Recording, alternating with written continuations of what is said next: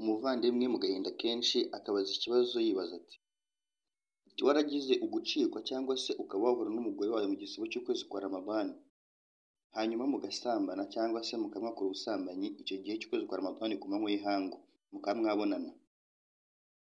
Ati none ko igihano kivuga ko uwo muntu ahanishwa kuba yasiba amezi 2 yikurikirana cyangwa se akagaburira abakene 60.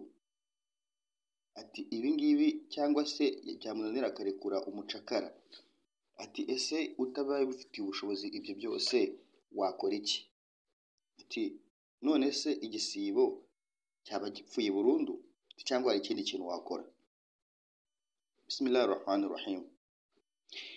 Rasul sallallahu alaihi wasallam nk'umwarimu watwigishije iyi dini yaje kugaragaza ibihembo by'amagambo menshi wakoresha muri Qur'ani kandi bishobora kuba wakwifashisha ukaba wamera nk'urekuye umucakara, wakora hijja mu gihe udafite ubushobozi cyangwa se ukaba wabona n'ibindi bihembo byinshi bikomeye cyane utabasha kubonera ubushobozi.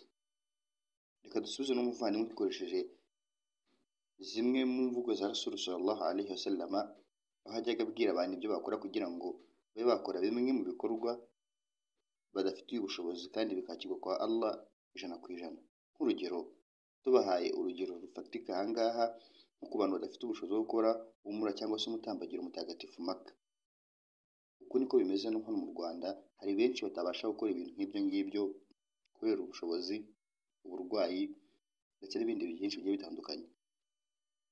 Rasul sallallahu alaihi wasallam yaravuze ngo uzarangiza gusari isengesho ry'itegeko rya salat al-fajr hanyuma akicara ari gusingiza Allah, izuba rikarinda rirasa akiri kuri icyo cyicaro yakoreyemo iswala, hanyuma yasoza agakora raka 2 za sunna, ngo azabarwa nk'uwagize gute, nk'akoze umura ndetse akazaba akoze umutambagiro mutagatifu.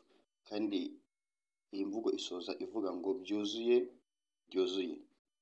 Reka rero tunafatira ahangaha tunasubiza n'umuvandimwe nta bushobozi afite bwo kuba yakwishyura iyo minsi cyangwa se kuba yafunga iminsi ingana n'amezi 2 yikurikirana, kandi se yabana no kubohora umucakara ngo nta bushobozi afite, kandi ikindi nanone akaba nanone atagaburira abakene 60, ntabwo yabishobora. Mu by'ukuri rero Rasul sallallahu yaravuze mu magambo yaravuga ati umuntu uzavuga la ilaha illa Allah wahdahu la sharika lahu lahul mulku wa lahul hamdu wa huwa ala kulli shay'in qadir. Nguyu uzavuga amagambo akasubiramo inshuro 100 ku munsi, kandi iyi ni imvugo iri sahihi, ngo uzavuga aya magambo buri munsi inshuro 100 nguwo azabarwa nk'uwarekuye umucakara. Umucakara si umwe ahangaho uvugwa, ahubwo ngo azabarwa nk'uwarekuye abacakara 10.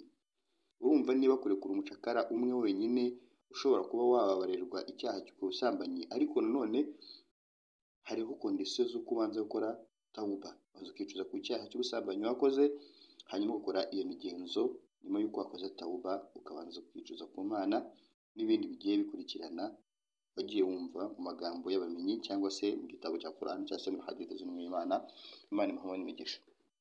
Hanyuma ahangaha rero ngo uzavuga aya magambo la ilaha illa Allah wahdahu la sharika lahu lahul mulku wa lahul hamdu wa huwa ala kulli shay'in qadir, ngo Allah azamubabarira cyangwa se azamubarira ibyaha bye kandi azaba ameze nk'uwarekuye abacakara 100.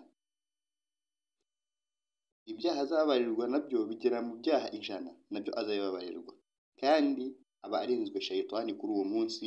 Icyo gihe iyo wavuga ayo magambo inshuro 100 ngo shayitani aba ayirinzwe ku buryo itanamugera impande cyangwa se wamurusha ibihembo byiza cyangwa se ibikorwa byiza, ngo kereka wa wundi umurusha kuvuga ayo magambo inshuro nyinshi kumurusha.